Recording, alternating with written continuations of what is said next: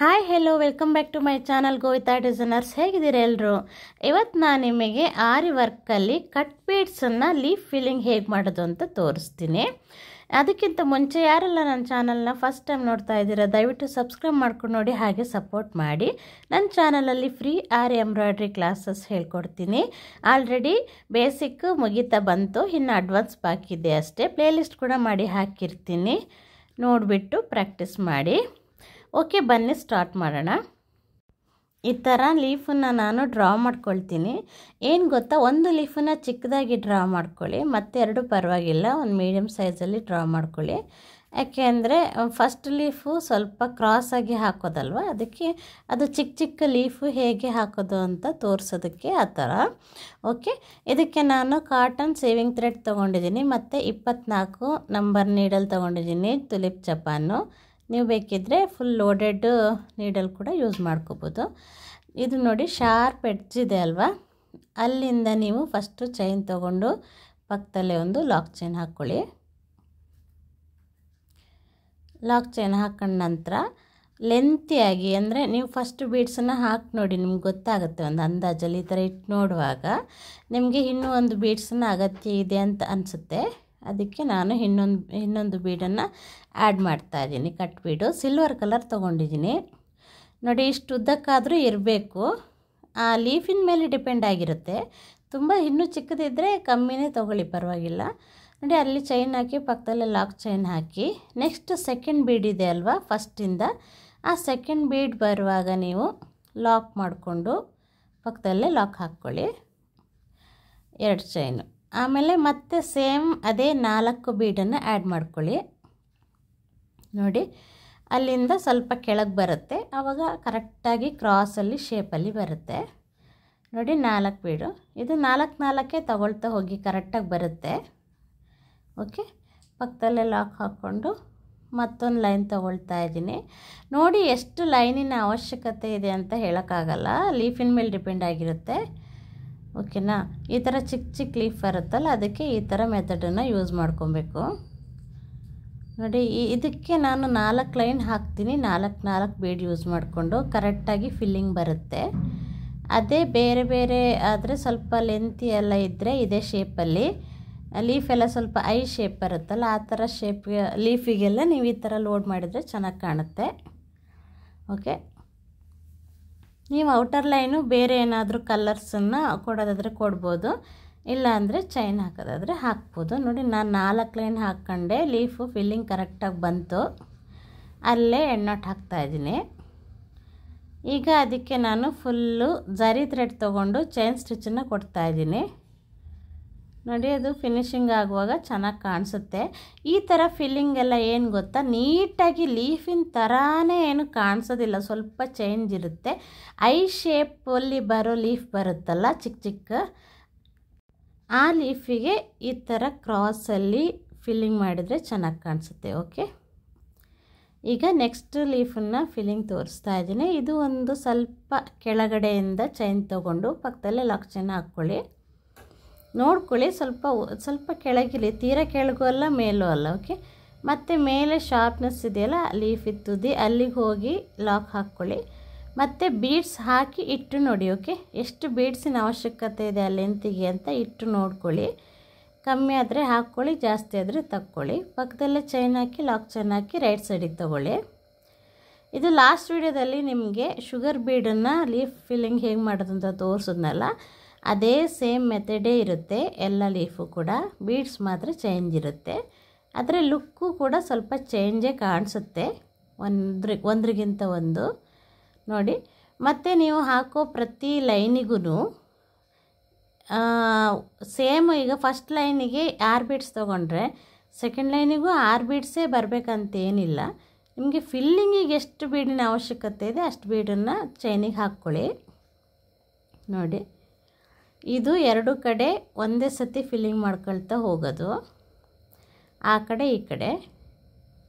ಇದು ಆಲ್ರೆಡಿ ನೀವು ಸಿಲ್ಕ್ ಥ್ರೆಡ್ಡಲ್ಲೂ ಈ ಥರ ಫಿಲ್ಲಿಂಗ್ಗಳನ್ನ ನೋಡಿರ್ತೀರ, ಸಿಲ್ಕ್ ಥ್ರೆಡ್ ಸ್ಟಿಚ್ಚಲ್ಲಿ ಕೂಡ ಈ ಥರ ಲೀಫ್ ಫಿಲ್ಲಿಂಗ್ ನೋಡಿರ್ತೀರ. ಏನು ವ್ಯತ್ಯಾಸ ಅಂದರೆ ಬೀಡ್ಸು ಸ್ವಲ್ಪ ಚೇಂಜ್ ಇರುತ್ತೆ ಹಾಕೋದಷ್ಟೇ. ನೋಡಿ, ಇದು ಆ ಕಡೆ ಈ ಕಡೆ ಕರೆಕ್ಟಾಗಿ ನೀವು ಡ್ರಾ ಮಾಡ್ಕೊಂಡಿರ್ತೀರಲ್ವ, ಆ ಲೈನನ್ನೇ ಮೇಂಟೈನ್ ಮಾಡ್ಕೊಂಡು ಹೋಗಿ ಸಾಕಾಗುತ್ತೆ. ಚೆನ್ನಾಗಿ ಫಿಲ್ಲಿಂಗ್ ಆಗ್ತಾ ಬರುತ್ತೆ. ಮತ್ತು ಫಿಲ್ಲಿಂಗಿಗೆ ನೋಡ್ಕೋಬೇಕು ನೀವು ಎಷ್ಟು ಬೀಡಿನ ಅವಶ್ಯಕತೆ ಇದೆ ಅಂತ. ಒಂದು 2 ಲೈನು ಅಷ್ಟೇ ಕೌಂಟ್ ಆಗ್ಬೋದು. ಮತ್ತು ಕೆಳಗೆ ಬರ್ತಾ ಬರ್ತಾ ಸ್ವಲ್ಪ ಕಮ್ಮಿ ಅಥವಾ ಸ್ವಲ್ಪ ಅಗಲ ಜಾಸ್ತಿ ಇದ್ದರೆ ಜಾಸ್ತಿ ಆ ಥರ ಎಲ್ಲ ಬರುತ್ತೆ. ಅದೆಲ್ಲ ತಲೆ ಕೆಡಿಸ್ಕೋಬೇಡಿ, ಹಾಕ್ಕೊಂಡು ಹೋಗಿ. ಎಲ್ಲರೂ ಪ್ರಾಕ್ಟೀಸ್ ಮಾಡ್ತಾ ಇದ್ದೀರಿ ಅಲ್ವಾ?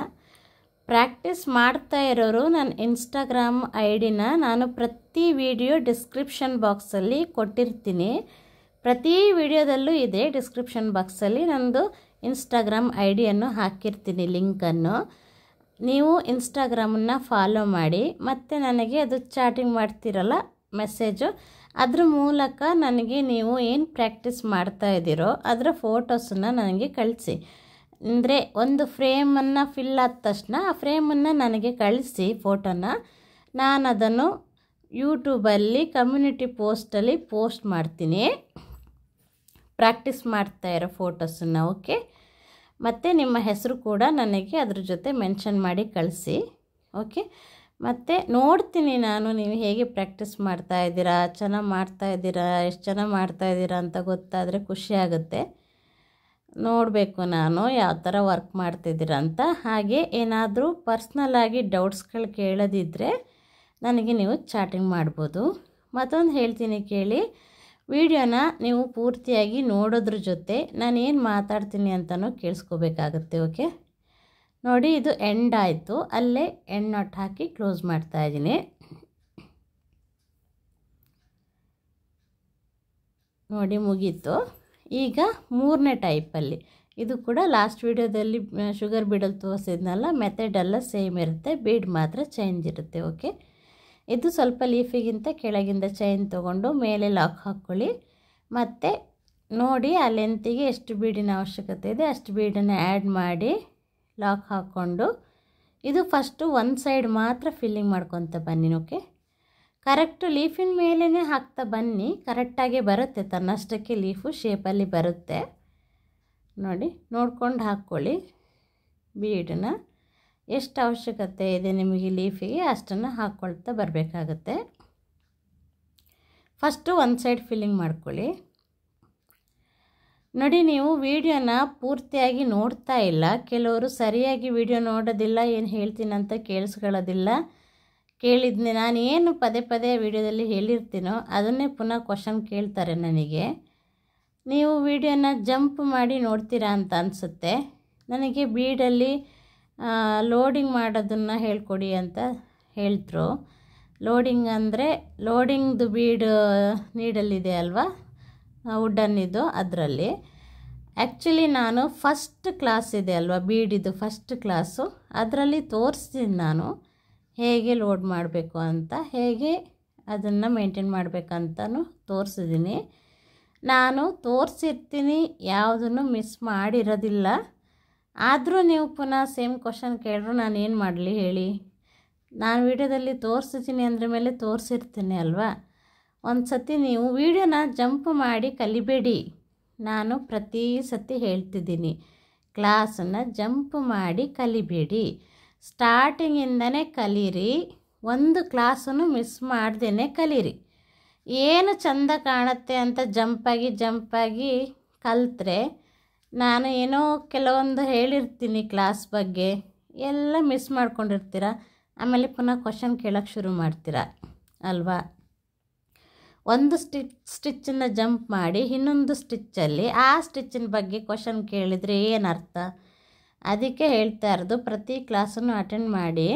ನಾನು ಕ್ಲಾಸ್ ಕೊಡೋದ್ರ ಜೊತೆ ಹೇಳಿರ್ತೀನಿ ಕೂಡ, ನೀಡಲ್ ಬಗ್ಗೆ ಆಗಲಿ, ಥ್ರೆಡ್ಗಳ ಬಗ್ಗೆ ಆಗಲಿ, ಬೀಡ್ಸ್ಗಳ ಬಗ್ಗೆ ಆಗಲಿ ಹೇಳಿರ್ತೀನಿ ನಾನು, ಕೇಳಿಸ್ಕೊಳ್ಳಿ. ಓಕೆ, ಈಗ ಬೀಡ್ಸ್ ಕ್ಲಾಸ್ ನಡೆಸ್ತಾ ಇದ್ದೀನಿ. ಬೀಡ್ಸ್ ಇದೆಲ್ಲ ಒಂದು ಇಂಟ್ರಡಕ್ಷನ್ ಕ್ಲಾಸ್ ಕೊಟ್ಟಿದ್ದೀನಿ, ಯಾವ್ಯಾವ ಥರ ಬೀಡ್ಸ್ ಬರುತ್ತೆ, ಏನು ಕತೆ ಅಂತ, ಅದನ್ನೆಲ್ಲ ನೋಡ್ಕೊಳ್ಳಿ ಕರೆಕ್ಟಾಗಿ. ಆಮೇಲೆ ಪದೇ ಪದೇ ವೀಡಿಯೋದಲ್ಲಿ ನನಗೆ ಅದ್ರ ಬಗ್ಗೆ ಹೇಳೋಕ್ಕಾಗಲ್ಲಲ್ವ. ನಾನು ಏನು ಕ್ಲಾಸ್ ಕೊಡ್ತಾ ಇದ್ದೀನಿ, ಏನು ಸ್ಟಿಚ್ಚನ್ನು ಹೇಳ್ಕೊಡ್ತಾ ಇದ್ದೀನಿ, ನಾನು ಅದ್ರ ಬಗ್ಗೆ ಮಾತಾಡಬೇಕಾಗತ್ತೆ.